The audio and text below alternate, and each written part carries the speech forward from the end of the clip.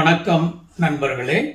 மனசே மனசை கவனி என்ற நிகழ்ச்சியின் 28வது எபிசோடுக்கு உங்களை அன்புடன் வரவேற்கிறோம்.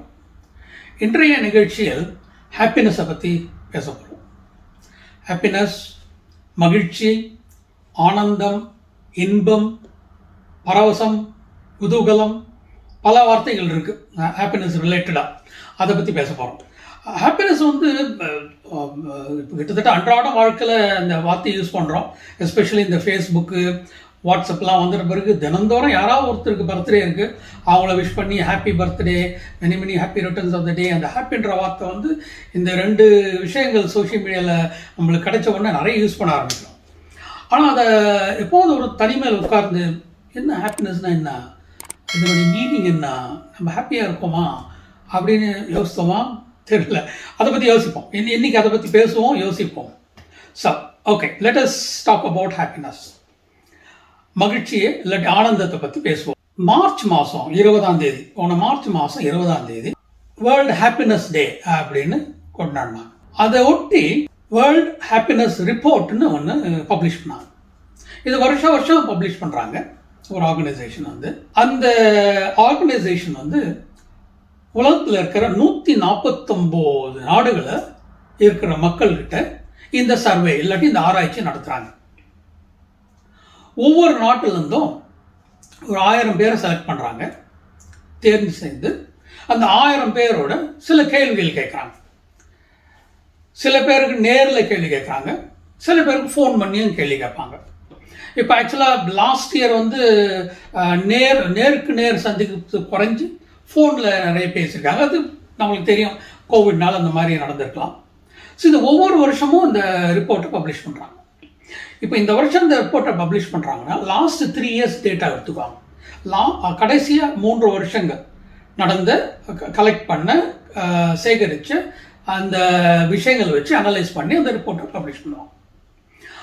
அந்த ரிப்போர்ட்டில் நிறைய விஷயங்கள் ஃபோக்கஸ் பண்ணுவாங்க. ஆக்சுவலாக இந்த வருஷம் ரிப்போர்ட்டில் கோவிடை பற்றி ஃபோக்கஸ் பண்ணியிருக்காங்க. எப்படி அந்த கோவிட் நேரங்கள் ஹாப்பினஸ் எப்படி பாதிக்கிறது, என்ன ஆயிருக்கு, அதை பற்றி ஃபோக்கஸ் பண்ணியிருக்காங்க. இந்த ரிப்போர்ட்டில் அந்த 149 நாடுகளையும் ஒரு வரிசைப்படுத்துவாங்க. எது அதிகமான சந்தோஷமாக இருக்கிற நாடு, எது ரொம்ப சந்தோஷம் குறைந்த நாடு அப்படின்னு. முதல் 3 நாடும் கடைசி 3 நாடும் சொல்கிறேன். முதல் 3 நாடுகள் ஃபின்லாந்து, டென்மார்க், அப்புறம் சுவிட்சர்லாந்து. இந்த 3 நாடுகள் தான் டாப்பில் இருக்குது.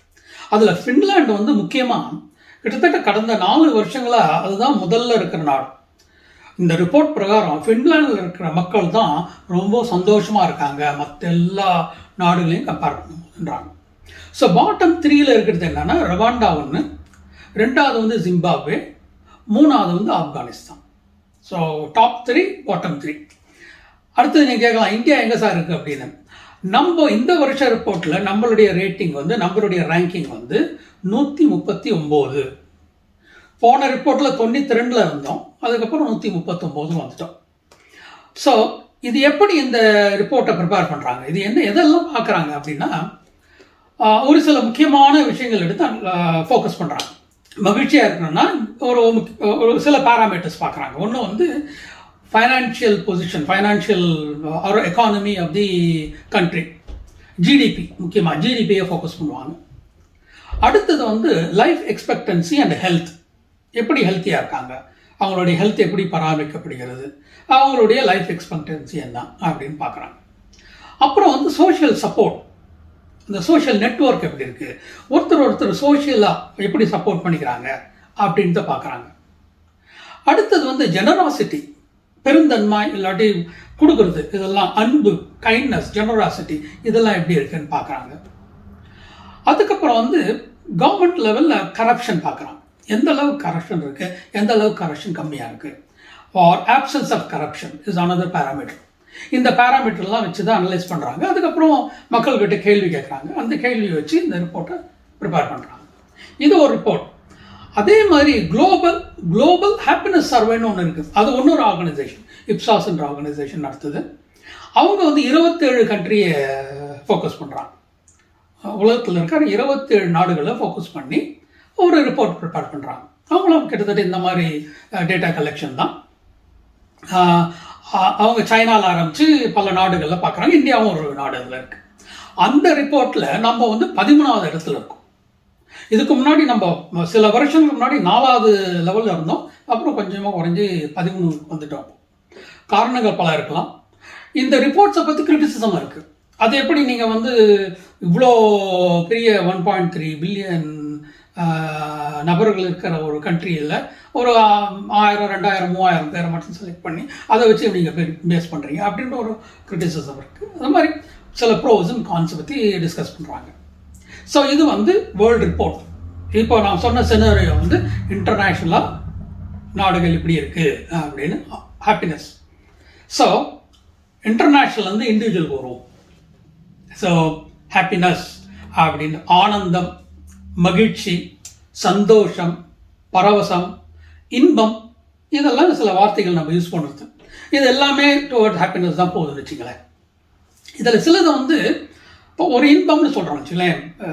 இன்பம்னு நான் சொல்கிறது வந்து ரியாக்ட் பண்ணி உடனே கிடைக்கிறது. ஒரு நல்ல சுவையான சாப்பாடு சாப்பிட்றோம், அது இன்பமாக இருக்குன்னு சொல்கிறோம். ஸோ ஒன்று வந்து ஒரு ஹாப்பினஸ் லெவல் வந்து இம்மீடியட்டாக நடக்கிறது. எனக்கு வந்து லாட்டரியில் பணம் வந்துடுச்சு, எனக்கு சந்தோஷம். எனக்கு ரொம்ப பிடிச்ச சாப்பாடு சாப்பிட்டேன், சந்தோஷம். குழந்தையோட விளையாட்டு இருக்கேன், அந்த நேரத்தில் வர சந்தோஷம். இது ஒன்று. அடுத்தது வந்து வாழ்நாள் ஜென்ரலாக என் லைஃப் எப்படி இருக்குது, ஜென்ரலாக நம்ம ஹாப்பியாக இருக்குமா, அது ஒன்று. இதில் நம்ம ஃபோக்கஸ் பண்ண வேண்டியது ஜென்ரலாக நம்ம ஹாப்பியாக இருக்குமான்னு. ஏன்னா இம்மீடியட் ஹாப்பினஸ் இல்லாட்டி இம்மீடியட்டாக கிடைக்கிற ஆனந்தம், மகிழ்ச்சி எல்லாம் நம்ம எல்லாருக்கும் தெரியும் நம்மளுக்கு என்ன மகிழ்ச்சி கொடுக்க போகுது அப்படின்னு. ஒரு சமயம் நம்ம இம்மீடியட்டாக எய்ம் பண்ணுற மகிழ்ச்சியே தொடர்ந்து மகிழ்ச்சி இல்லாமல் செய்தோம். இப்போ வந்து ரொம்ப மெட்டீரியலிஸ்டாக இருக்கும்னு வச்சுக்கலேன். வாழ்க்கையில் வந்து பொருட்கள் தான் வாழ்க்கை அப்படின்னு வாழ்ந்தோன்னா அந்த பொருட்கள் வரும்போது சந்தோஷம் இருக்கும், ஒரு மகிழ்ச்சி இருக்கும், ஒரு ஆனந்தம் இருக்கும். பட் தொடர்ந்து அதையே தேடிட்டு போயிட்டு இருக்கும் பொழுது லாங் ரன்ல அந்த வாழ்க்கையின் சந்தோஷம் சொல்கிறோம் இல்லையா, ஹாப்பினஸ் ஆஃப் த லைஃப், அது போயிட்டாலும் போயிடும். ஆகையினால நம்ம ஃபோக்கஸ் பண்ண வேண்டியது ஜென்ரலாக ஒரு வாழ்க்கையின் ஹாப்பினஸ், பெரும்பாலான நேரத்தில் நம்ம எப்படி வாழ்க்கை இருக்குது அப்படின்னு. சரி, அதுக்கு முன்னாடி அந்த டாபிக் வரதுக்கு முன்னாடி சில பேசிக்ஸ். ஹாப்பினஸ்னால் என்னது அப்படின்னு தெரிஞ்சுக்கலாம். ஹாப்பினஸ் வந்து ஒரு உணர்ச்சி. நான் ஒரு முதல் சில எபிசோட்ஸில் வந்து மனசை பற்றி பேசணும். மனசுனா என்ன, அதனுடைய பாகங்கள் எங்கே இருக்குது, அதை பற்றி பேசணும். அப்போ என்ன சொன்னோன்னா, மனசு வந்து மூளையில் தான் முக்கியமாக இருக்குது. மூளையின் சில செயல்களை தான் மனசுன்னு சொல்கிறோம். அந்த 4 முக்கியமான செயல்கள் வந்து உணருதல், அந்த உலகத்தை வந்து 5 புலன்கள் மூலிமா கிரகிச்சுக்கிறேன் இல்லையா, கற்றுக்கிறேன் இல்லையா, பார்க்குறேன் இல்லையா, கேட்குறேன் இல்லையா, அது மூலிமா போகிற செய்திகள் மனசில் தங்கி அதில் வர எண்ணங்கள், எண்ண ஓட்டங்கள், நல்ல எண்ணங்கள், பயமுறுத்துகிற எண்ணங்கள், சோகப்படுத்துகிற எண்ணங்கள், அது மாதிரி பல எண்ணங்கள். அது ஒன்று. ரெண்டாவது எண்ணங்கள், ரெண்டாவது. மூணாவது வந்து உணர்ச்சி, உணர்வுபூர்வமாக உணர்ச்சி, கோபம், சோகம், பயம், சந்தோஷம், இதெல்லாம் உணர்ச்சி. நாலாவது வந்து பிஹேவியர், நடவடிக்கைகள். அந்த உணர்ச்சிகளும் எண்ணங்களுக்கு ஏற்ற மாதிரி என்னுடைய பிஹேவியர் இருக்கும். இதுதான் சொன்னோம். இதில் ஹாப்பினஸ் வந்து உணர்ச்சி கீழே வர ஒரு விஷயம். நம்ம உணர்வுகளில் ஒரு உணர்வு வந்து happiness, much chart after emotion. நம்ம எமோஷனலி ரொம்ப நம்மளுக்கு தேவையான, நம்ம தேடி போகிற ஒரு உணர்வு தான் ஹாப்பினஸ், மகிழ்ச்சி, இல்லை ஆனந்தம், இல்லை இன்பம், இல்லை பரவசம், உவகை, அது மாதிரி பல வார்த்தைகள் இருக்குது. இது எல்லாமே கோஸ் டுவர்ட்ஸ் ஒன் பர்டிகுலர் கான்செப்ட், இந்த ஹாப்பினஸ். சரி, இதுக்கு வந்து பேசிக்ஸ் வந்து எங்கே இருக்குது இந்த ஹாப்பினஸ்? மூளைன்னு சொல்லிட்டீங்க, மனசு மூளையில் இருக்குன்னு சொல்லிட்டீங்க. அந்த மூளையில் எங்கே இருக்குது அப்படின்னு நீங்கள் கேள்வி கேட்கலாம். ஸோ மூளையில் பல பாகங்கள் இருக்குது. பெருமூளை, சிறுமூளை, தண்டுவடம், அப்புறம் முகுளம், அது மாதிரி பல பாகங்கள் இருக்குது. அதெல்லாம் ஒன்றா சேர்ந்தது தான் மூளை. மூளை முழுக்க திசுக்கள், அதாவது அணுக்கள் இருக்குது. நுண்ணிய, கண்ணுக்கு தெரியாத மிக மிக நுண்ணிய அணுக்கள் இருக்குது. மூளைகள் இருக்க அணுக்கள் வந்து என்ன சொல்கிறோன்னா நியூரான்னு சொல்கிறோம். நியூரான் நரம்பு இருக்கு இல்லையா, நரம்பு ஃபுல்லாக நரம்பு இருக்குது. அந்த நரம்பு வழியாக இன்ஃபர்மேஷன் போகுது, வெளியே போகுது, வருது. அந்த நரம்புலாம் ஒன்றா சேர்ந்து தண்டுவடம் போய் அந்த முகுளம்னு சொல்லுவோம், அந்த இடத்துல போய் அதுக்கப்புறம் கார்டெக்ஸில் உட்காரும். அந்த கார்டெக்ஸ் அது கீழே இருக்கிற ஸ்ட்ரக்சர் எல்லாம் சேர்ந்து தான் அதில் இருக்கிற இண்டிவிஜுவல் யூனிட், ஒவ்வொரு தனிப்பட்ட யூனிட், அதனுடைய தனிப்பட்ட பாகம் வந்து நியூரான்னு சொல்லுவோம். அந்த நியூரான் வந்து நிறைய நியூரான் இருக்கு. நிறையனா ரொம்ப நிறைய, எவ்வளோனா 100 பில்லியன் நியூரான் சொல்கிறாங்க. 80லேருந்து 100 பில்லியன். பில்லியன்னா நான் உங்களுக்கு புரிஞ்சது ஒரு எக்ஸாம்பிள் சொல்கிறேன். நம்ம இந்திய ஜனத்தொகை வந்து 1.3 பில்லியன். உலக ஜனத்தொகை வந்து 7.8 7.9 பில்லியன். அப்படின்னா பார்த்துங்க, 1 பில்லியன், 10 பில்லியன், 100 பில்லியன். ஒரு ஹியூமன் பிரெயினில் 100 பில்லியன் நியூரான் இருக்குன்னு சொல்கிறாங்க. அவ்வளோ அந்த அளவுக்கு நியூரான்கள் இருக்குது. அந்த சின்ன நுண்ணிய திசுக்களார் அணுக்கள், அதுதான் பேஸ். அந்த நியூரான்களில் ஒரு குறிப்பிட்ட பகுதி வந்து மூளையில் இருக்கிற ஒரு குறிப்பிட்ட பகுதி வந்து லிம்பிக் சிஸ்டம்னு சொல்லுவாங்க. லிம்பிக் சிஸ்டம்னு சொல்லுவாங்க. அதாவது உணர்வுபூர்வமான மூளைன்னு சொல்லலாம். அதை தமிழாக்கம் மட்டும்தான். இந்த லிம்பிக் சிஸ்டம் வந்து அந்த மேலே இருக்கிற கார்டெக்ஸ், அதுக்கு நடுவில் ஒரு குறிப்பிட்ட பாகங்கள்லாம் சேர்ந்தது தான் லிம்பிக் சிஸ்டம். அதில் இருக்கிறது என்ன, அதில் வந்து ஒரு particular cortex, hypothalamus, amygdala, corpus callosum, அது மாதிரி சில பாகங்கள் இருக்குது. இந்த பாகங்கள்லாம் ஒன்றா சேர்ந்தது தான் லிம்பிக் சிஸ்டம் சொல்கிறோம். இந்த லிம்பிக் சிஸ்டம் தான் சீட் ஆஃப் எமோஷன் சொல்லுவாங்க. அங்கே தான் அந்த எமோஷன்ஸு இருக்குது அப்படின்வாங்க. அதில் அந்த மூளையினுடைய அந்த பகுதி தான் எமோஷன்ஸை கண்ட்ரோல் பண்ணுது, எமோஷன்ஸை வெளிப்படுத்துது அப்படின்னு சொல்கிறாங்க. சரி, இப்போ நியூரான் சொன்னேன் இல்லையா, மூளையில் இருக்கிற அந்த அணுக்கள், அந்த உயிரணுக்கள். அந்த நியூரான் வந்து இப்படி ரெண்டு இப்படி இருக்கும், பட் ஒன்று தொட்டுக்காது. அதுக்கு நடுவில் ஒரு கேப் இருக்கும், சின்ன கேப், அந்த கேப் வழியாக ஒருத்தர் எப்படி இந்த ஒரு நியூரானும் இந்த ஏ என்ற ஒரு நியூரானும் இந்த பி என்ற நியூரானும் எப்படி கம்யூனிகேட் பண்ணுதுன்னா, இந்த இம்பல்ஸ் இப்படி வந்து இந்த இடத்துல வந்து இங்கே வரத்துக்கு முன்னாடி ஒரு கெமிக்கலை ரிலீஸ் பண்ணும் இந்த நியூரான், ஏ நியூரான். அந்த கெமிக்கல் வந்து இந்த பி நியூரானை சென்று அடையும் பொழுது இந்த கம்யூனிகேஷன், இந்த விஷயம் இந்த நியூரானுக்கு போகும். ஸோ இதுதான் அப்படிதான் வந்து மூளையினுடைய அந்த நுண் அணுக்கள் வந்து ஒருத்தர் கம்யூனிகேட் பண்ணும். இந்த கெமிக்கல் இருக்கு இல்லையா, இந்த இங்கேருந்து இங்கே போகிற கெமிக்கல் இருக்கு இல்லையா, அந்த கெமிக்கலுக்கு பேர் வந்து நியூரோ டிரான்ஸ்மிட்டர்னு பேர். டிரான்ஸ்மிட் பண்ணுது, நியூரோ டிரான்ஸ்மிட்டர். நரம்பு, நியூரோனா நரம்பு, டிரான்ஸ்மிட்டர்னு கடத்துதான். ஸோ அந்த நியூரோ டிரான்ஸ்மிட்டர் வந்து பல வகையான நியூரோ டிரான்ஸ்மிட்டர் இருக்குது. ஸோ மூளை சொன்னேன், மூளையில் எந்த ஒரு பர்டிகுலர் பகுதி வந்து எமோஷன்ஸ், இந்த ஹாப்பினஸுக்கு சேர்த்த எமோஷன்ஸுக்கு இழுப்படம்னு சொல்கிறேன். அடுத்தது வந்து அது செயல்பட்டு சொல்கிறேன். அந்த நியூரோ டிரான்ஸ்மிட்டர்னு சொல்கிறேன் இல்லையா, அந்த பல வகையான நியூரோ டிரான்ஸ்மிட்டர் இருக்குது. ஒரு சில நியூரோ டிரான்ஸ்மிட்டர் ஹாப்பினஸ் சம்மந்தப்பட்டது. ஒவ்வொரு டிரான்ஸ்மிட்டருக்கும் சில வேலைகள் இருக்குது. ஃபார் எக்ஸாம்பிள் டோபமின்னு ஒரு டிரான்ஸ்மிட்டர் இருக்குது, அது ரிவார்ட் சிஸ்டம். ஒரு செயலை செய்யறதுக்கு வேண்டிய மோட்டிவேஷன், உந்துதல் ஏற்படுத்துறது வந்து டோபமின்ற நியூரோ டிரான்ஸ்மிட்டர். பல வேலை இருக்குது, அதில் ஒரு வேலை. அதே மாதிரி செரோட்டோனின்ற நியூரோ டிரான்ஸ்மிட்டர் குறைஞ்சிச்சுன்னு தான் சோகம் மனச்சோர்வு நோய் வருது. அடுத்தது வந்து என்டார்ஃபின் ஒரு நியூரோ டிரான்ஸ்மிட்டர் இருக்கு. என்டார்ஃபின் மெயினாக வந்து உங்களுடைய பெயின் பர்செப்ஷனை குறைக்கிறது, உங்கள் பெயினை வந்து அறிதலை குறைக்கிறது, அதை மேனேஜ் பண்ணுறது. அடுத்து ஒரு முக்கியமான ஒரு ஹார்மோன் இருக்கு, அது வந்து ஆக்சிடோசின் சொல்லுவாங்க. ஆக்சிடோசின் அப்படின்னு இந்த ஹார்மோன் எல்லா இடத்துலையும் இருக்கும், பட் பிரெக்னன்சி நேரத்தில் ரொம்ப அதிகமாக இருக்குன்றாங்க. அதாவது உலகத்திலேயே அம்மாவுக்கும் பிள்ளைக்கு இருக்கிற பாண்டேஜ் தான் ஸ்ட்ராங்கஸ்ட் பாண்டேஜ். எல்லா பாண்டேஜும் அண்ணன் தம்பி அப்பா தங்கச்சி இவங்களுக்கு இருக்கிற பாண்டேஜை விட அம்மா பிள்ளை இதற்கு இருக்கிற பாண்டேஜ் தான் வலுவான பாண்டேஜ். அதை உடைக்கிறதுக்கு சக்தியே கிடையாதுன்னு சொல்லணும்.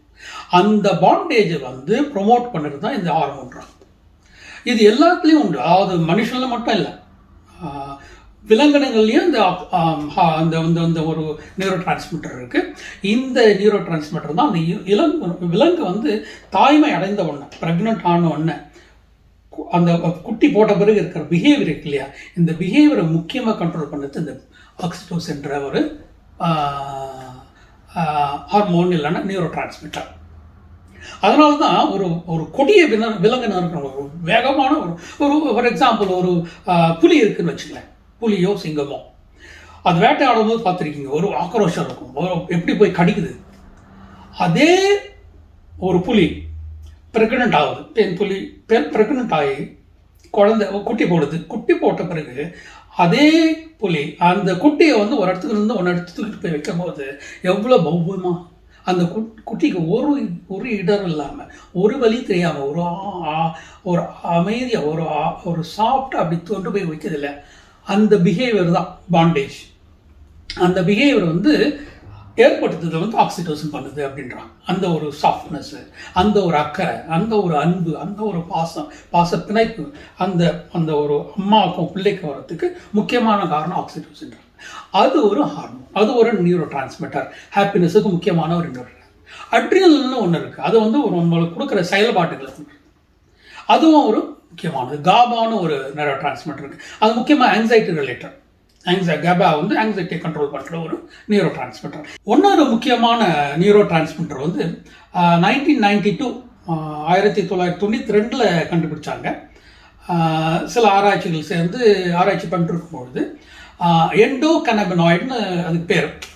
அந்த நியூரோ டிரான்ஸ்மிட்டருக்கு வந்து பேர் வைக்க யோசிச்சாங்க, என்ன பேர் வைக்கலாம் அப்படின்னு வச்சாங்க. இந்த மாதிரி டோப்பமின், செரோட்டோனின் அது மாதிரிலாம் இருக்குது இல்லையா, அது மாதிரி ஒரு பேர் கொடுக்கணும். அந்த புதுசாக கண்டுபிடிச்சிருக்காங்க அந்த கெமிக்கல், அந்த நியூரோ டிரான்ஸ்மிட்டர், அதுக்கு பேர் வைக்கணும். என்ன பேருன்னு தெரியல, ஆனந்தமயிடுன்னு பேர் வச்சாங்க. ஆனந்தம் நம்ம வார்த்தை, நம்ம சான்ஸ்கிரிட்லேருந்து எடுத்த ஒரு வார்த்தை, அது ஆனந்தமயிடுன்னு பேர் வச்சாங்க. அதனால் இந்தியன் நேம் வந்து ஒரு டிரான்ஸ்மிட்டருக்கு வச்சுருக்காங்க. இந்த மாதிரி பல நியூரோ டிரான்ஸ்மிட்டர், நியூரோ கெமிக்கல், அதாவது மூளையில் இருக்கிற வேதியியல் பொருட்கள் தான் வந்து எமோஷன்ஸை மாடுலேட் பண்ணுது அப்படின்றாங்க. ஸோ எமோஷன்ஸ் எங்கே இருக்குன்னு பார்த்துட்டோம், அது எப்படி அது செயல்படுத்துகிற அந்த வேதிகளை பற்றி பார்த்துட்டோம். அடுத்தது எமோஷனில் ஹாப்பினஸ் ஒரு எமோஷன், அந்த ஹாப்பினஸை பற்றி பார்ப்போம். ஹாப்பினஸ்னா என்ன, நிறைய டெஃபினிஷன் இருக்குது. மனநல பிரிவில் சைக்காலஜியில் வந்து எப்போதுமே எல்லாத்துக்குமே நிறைய டெஃபினிஷன்ஸ் இருக்கும். சில டெஃபினிஷன் வந்து கஷ்டமான டெஃபினிஷனாக இருக்கும், சில டெஃபினிஷன் படிக்கிறவங்களே குறைப்பிடும், சில டெஃபினிஷன் ரொம்ப சிம்பிளாக இருக்கும். நான் வந்து கொஞ்சம் சிம்பிளாக வந்து சொல்ல போகிறேன். ஹாப்பினஸ்னால் என்ன அப்படின்னு. ஹாப்பினஸ்னால் 4-5 விஷயங்கள் சொல்லலாம். ஜாய், சந்தோஷப்படுறோம் இல்லையா, அனுபவிக்கிறோம் இல்லையா, அந்த ஒரு ஒரு ஒரு என்னன்னு சொல்லுது, கிளுகிளுன்னு சொல்லாமல் அது ரொம்ப வேற மாதிரி இருக்கும். ஸோ அந்த ஒரு ஜாய் இருக்கு இல்லையா, அது ஒரு ஹாப்பினஸ். அது மட்டும் போராதுன்றாங்க. அந்த ஒரு ஹாப்பினஸ், அந்த ஜாய் மட்டும் போராது. அதனால தான் சொன்னேன், இம்மீடியட்டாக வர ரெஸ்பான்ஸ் ஒன்று, இன்பம் கிடைக்குது, இது ஒரு அனுபவிக்கிற அந்த ஒரு இன்பம் மட்டும் இல்லாமல் ஹாப்பினஸ் நம்ம சொல்லுறது வந்து ஆனந்தம் இல்லை மகிழ்ச்சின்னு சொல்லுறது வாழ்நாள் முழுக்க ஜென்ரலாக இருக்கிற ஒரு விஷயம்னு சொன்னேன் இல்லையா, அதான். ஸோ ஜாய் ஒன்று, நம்மளுடைய இன்பம், உன்னுடைய மகிழ்ச்சி ஒன்று. ரெண்டாவது வந்து சாட்டிஸ்ஃபேக்ஷன், சந்தோஷத்து ஒரு சாட்டிஸ்ஃபேக்ஷன் இருக்கு இல்லையா, மனசில் வர ஒரு பூர்த்தி, அந்த ஒரு சாட்டிஸ்ஃபேக்ஷன் ஒரு முக்கியமானது இது. அடுத்தது வந்து கண்டென்ட்மெண்ட், மனசில் எந்த அளவுக்கு நம்ம வந்து வாழ்க்கையில் கண்டென்ட்டாக இருக்கோம், நம்ம வந்து நம்மளுக்கு தேவையானதெல்லாம் வாழ்க்கையில் அடைஞ்சிட்டோம்ப்பா, இந்த வாழ்க்கை வந்து இதே மாதிரி இருந்தால் போதும்ப்பா அப்படின்ற ஒரு கண்டென்ட்மெண்ட் இருக்கு இல்லையா, மனப்பூர்த்தி, மனசில் இருக்கிற ஒரு சாட்டிஸ்ஃபேக்ஷன் அண்ட் கண்டென்ட்மெண்ட், அதுவும் ரொம்ப முக்கியம். ஸோ சாட்டிஸ்ஃபேக்ஷன் முக்கியம், கண்டென்ட்மெண்ட் முக்கியம். அடுத்தது வந்து ஒரு ஃபுல்ஃபில்மெண்ட், அதாவது ஒரு விஷயத்தை வந்து செஞ்சு முடித்தா ஒரு பூர்த்தி செய்கிறோம் இல்லையா, ஒரு செயலை பூர்த்தி செஞ்ச பிறகு வர ஒரு அமைதி இருக்கு இல்லையா மனசில், ஒரு சந்தோஷம், ஒரு அச்சீவ்மெண்ட் அது இருக்கு இல்லையா, அதுவும் ஹாப்பினஸுக்கு கான்ட்ரிபியூட் பண்ணுதுன்றாங்க. இந்த நாளும் வந்து எல்லாம் சேர்ந்து வருது தான் ஹாப்பினஸ்ஸு. இன்பம் மட்டும் ஹாப்பினஸ் கிடையாது. ஒரு செயலை செய்கிற அதில் இன்பம் வந்து வருது எனக்கு, அது வந்து ஒரு 10 நிமிஷம் இருக்க போகுது, அது மட்டும் ஹாப்பினஸ் கிடையாது. நான் சொல்கிற ஹாப்பினஸ் வந்து, நான் சொல்கிற ஆனந்தம் வந்து வாழ்நாள் முழுக்க வியாபித்து பரவலாக காணப்படுகிற ஆனந்தம், அதுதான் நம்மளுக்கு முக்கியமானது. அது இருந்தால் தான் உடம்பு ஹெல்த்தியாக இருக்கும், மனசு ஹெல்த்தியாக இருக்கும், எடுக்கிற டிசிஷன்ஸ் வந்து கரெக்டாக இருக்கும், ஜென்ரலாக ஒரு சாட்டிஸ்ஃபேக்ஷன் லைஃப்பில். அந்த ஹாப்பினஸ் தான் இம்பார்ட்டன்ட். சரி, இந்த ஹாப்பினஸ்க்கு வந்து எதெல்லாம் இடையூறாக இருக்கும், இந்த ஹாப்பினஸ் வந்து எப்படி எல்லாமே நம்ம கண்ட்ரோலில் இருக்கா, 100% அந்த ஹாப்பினஸ் நம்மளை கண்ட்ரோல் பண்ண முடியுமா அப்படின்னு நீங்கள் கேட்கலாம். கண்ட்ரோல் பண்ண முடியும்னா ஒரு 50-60% தான் நம்ம கண்ட்ரோலில் இருக்குன்னு சொல்லலாம். ஏன்னா நம்மளுடைய உணர்ச்சிகள், நம்மளுடைய எண்ணங்கள், நம்மளுடைய செயல்பாடு எல்லாமே நம்ம கற்றுக்கிறது, அது இல்லாமல் மரபணுக்குழியாக நம்ம இன்ஹெரிட் பண்ணுது. நம்ம வம்சாவழியில் நம்ம அப்பா அம்மா கிட்ட இருந்து இந்த மரபணுக்கள் மூலியமா வந்த சில விஷயங்கள் நம்ம கிட்ட இருக்கும். அது வந்து மாற்ற முடியாது, அது நம்மளுக்கு நேச்சர் அப்படிதான்.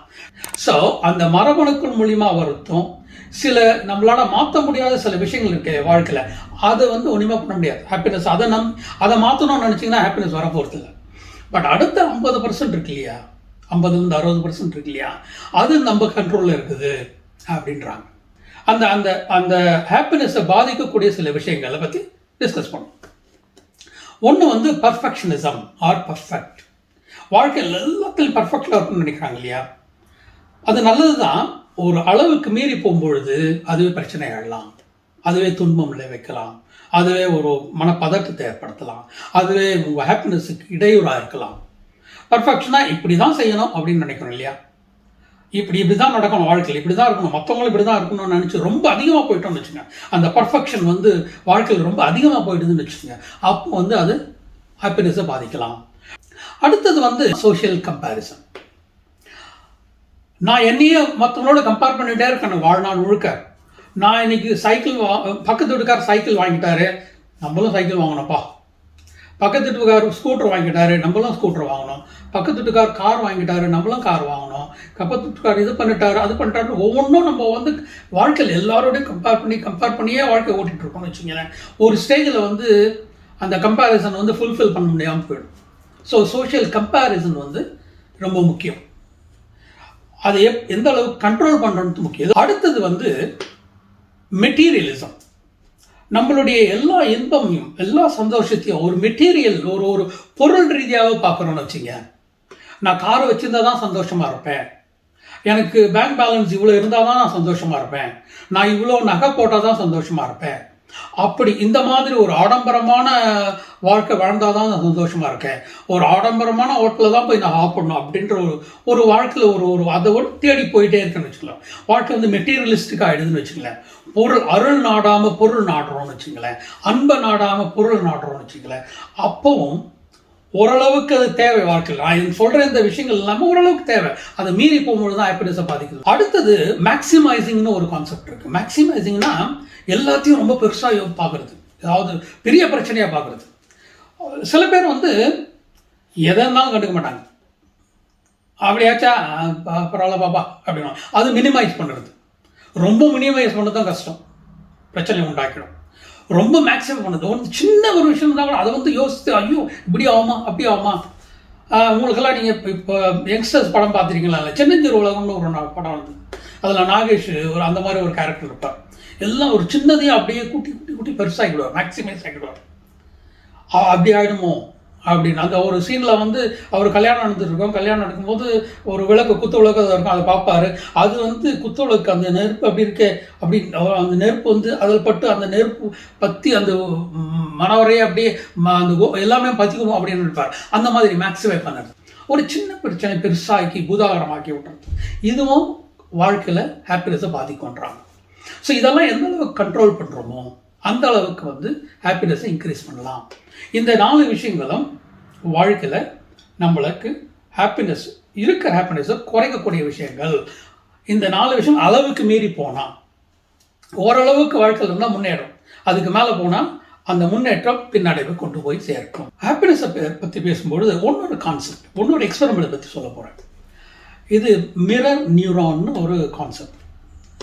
ஒரு ஆராய்ச்சியாளர் என்ன பண்ணார்னா, அவர் பேசிக்காக என்ன படிக்கணும் என்ன ஆராய்ச்சி பண்ணணும்னு நினச்சாருன்னா, ஒரு குரங்கு ஒரு செயலை செய்யும் பொழுது மூளையில் எந்த பாகம் ஆக்டிவேட் ஆகுது, அதுதான் ஆராய்ச்சி.